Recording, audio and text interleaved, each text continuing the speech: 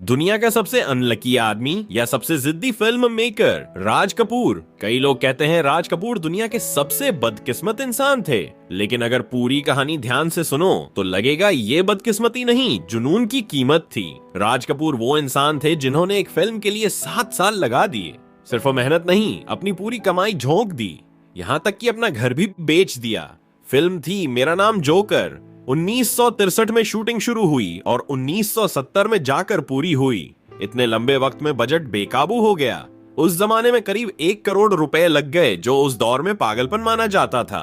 राज कपूर ने सब कुछ दांव पर लगा दिया, लेकिन जब फिल्म रिलीज हुई तो भारत में फ्लॉप हो गई। सोचिए, जिस फिल्म के लिए आपने अपना सब कुछ बेच दिया हो वही आपको डुबो दे। राज कपूर टूट गए, डिप्रेशन में चले गए। नुकसान कुछ तो रिकवर हो, इसी मजबूरी में उन्होंने जल्दबाजी में सिर्फ 15 लाख रुपए में फिल्म के राइट्स रूस को बेच दिए। अब कहानी यहीं खत्म नहीं होती, यहीं से किस्मत का सबसे क्रूर मजाक शुरू होता है। जब मेरा नाम जोकर रूस में रिलीज हुई तो वहां लोगों ने इसे सिर पर बिठा लिया। फिल्म ने वहां 15 करोड़ रुपए कमा लिए, आज के हिसाब से करीब 1500 करोड़ रुपए। लेकिन राज कपूर को 1 रुपया भी नहीं, क्योंकि राइट्स बिक चुके थे, कमाई किसी और की थी। अब बताओ, इसे बैड लक नहीं कहोगे तो क्या कहोगे? कोई और होता तो यहीं हार मान लेता, लेकिन राज कपूर कोई और नहीं थे।